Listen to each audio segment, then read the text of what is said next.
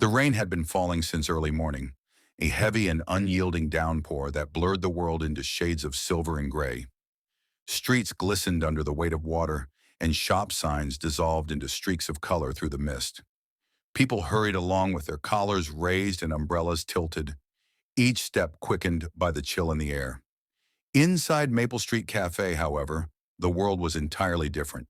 The rich scent of freshly ground coffee mingled with the warm, buttery aroma of pastries baking in the oven. Soft music played faintly in the background, and the rhythmic tapping of rain against the windows turned the cafe into a small refuge, a cocoon far removed from the storm outside. At the far corner, Ethan Cole sat across from his 7-year-old daughter, Lily. Ethan's dark hair was damp from the walk over, his navy sweater clung slightly to his shoulders, and his jeans looked well worn from years of use. He had no umbrella, no raincoat, just the quiet resilience of a man used to weathering storms, both literal and personal. Lily sat with her long brown hair pulled back into a messy ponytail, her small fingers tracing heart shapes into the foggy window. Occasionally she giggled at her own drawings while Ethan sketched absent-mindedly in a worn notebook, a habit from a time when he believed life could be planned neatly on paper. Life, of course, had refused to follow those plans. 3 years earlier, Ethan's wife, Claire, had passed away, leaving him to raise Lily on his own. It was not an easy life. Every day felt like a tightrope between paying the bills, getting Lily to school, and trying to be strong while quietly carrying his grief. Still, Maple Street Cafe was their ritual, a place they came every Saturday after grocery shopping. Ethan would sip black coffee, Lily would indulge in hot chocolate with extra whipped cream, and for an hour they could pretend the rest of the world didn't exist. That afternoon, however, their safe little world was about to be disrupted. The cafe door banged open with a sharp sound, and the bell above it jingled frantically as 3 men stepped inside, shaking the rain off their jackets. They weren't regular customers. Their voices were loud, their laughter brash, slicing through the warm calm of the cafe. One of them, tall with a deep scar running along his jawline, headed for the counter, while the other two dropped into chairs near the middle of the room. They ordered noisily, tossing casual remarks to each other, and made rude comments towards Sophie, the young barista behind the counter. Sophie, in her early 20s, had kind eyes and a polite smile, but Ethan noticed the way her hands trembled slightly as she rang up their order. Scarjaw leaned over the counter, whispering something that made Sophie stiffen. She forced a laugh, trying to remain professional, but her unease was obvious. Ethan's attention kept shifting from his daughter to the counter. Lily, oblivious, asked if she could draw him as a superhero. "Sure, kiddo," Ethan replied with a smile, though his eyes stayed fixed on Sophie. When Sophie walked to the espresso machine, Scarjaw reached across the counter and grabbed her wrist. She gasped, pulling back, but his grip tightened. A few customers looked over but quickly returned to their drinks, choosing silence over involvement. Ethan felt that familiar internal battle. The moment when you see something wrong, but have to decide whether to step into it. Sophie pulled her hand free, but Scarjaw moved to block her path, catching her arm again. It was Lily's small, innocent voice that broke Ethan's hesitation. "Daddy, why is he hurting her?"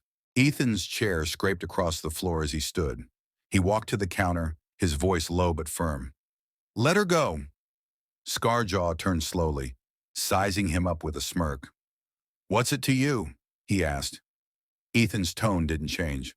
"She asked you to stop. That means you stop." The man laughed, glancing at his friends as if to invite them into the joke. Sophie whispered, "Ethan, please." But her voice shook too much to finish. Scarjaw stepped closer, towering over Ethan. "You got a problem, pal?" Ethan didn't blink. "Only if you keep your hands on her." For a moment it seemed the man might back away, but then Lily's voice piped up again from the corner. "Daddy, is he a bad guy?" The room went still. Scarjaw's grin faltered for the briefest moment. He glanced at Lily, then back to Ethan.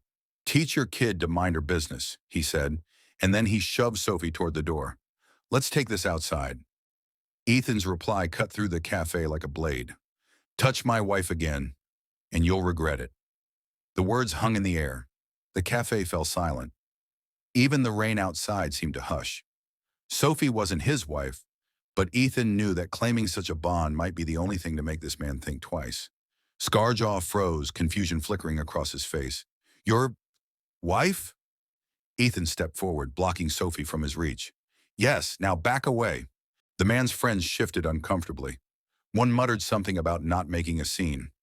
With a scoff, Scarjaw let go, raising his hands in mock innocence. No harm done, he said, but his eyes carried a warning. Then they left, the doorbell jingling once more, leaving a heavy silence behind. Sophie's knees almost gave way, and Ethan caught her arm. You okay? She nodded, her eyes glistening. You didn't have to do that. Ethan's answer was simple. Yes, I did. In the weeks that followed, Sophie began joining Ethan and Lily at their corner table after her shifts. She told them about moving to the city with dreams of becoming an illustrator, only to end up working long hours at the cafe to make ends meet. Ethan shared his own struggles, the sleepless nights, the fear of not being enough for his daughter. Lily adored Sophie instantly, drawing pictures of the three of us and declaring Sophie her honorary mom. But peace never stays forever. One rainy evening, as Ethan and Lily walked Sophie home, Scarjaw appeared from a side alley. I remember you, he sneered. The hero from the cafe. Ethan told Lily to stay behind him. Walk away, he said to the man. But Scarjaw stepped closer. You embarrassed me. That doesn't sit well with me. Ethan's pulse quickened, but his voice remained steady. If you lay a hand on her, or if my daughter sees anything she shouldn't, you'll regret it. For a long moment, rain dripped from the man's jacket as his eyes darted between Ethan and Lily. Finally, he spat on the ground and walked away. Months passed without another encounter. The bond between Ethan, Sophie, and Lily grew stronger. One bright morning, Lily grinned across the table and said, You know, you could actually marry her, Daddy. Then it wouldn't be pretend. Ethan laughed, but when he looked at Sophie, she wasn't laughing, just smiling softly. And for the first time in years, Ethan allowed himself to imagine a future that wasn't just survival, but happiness.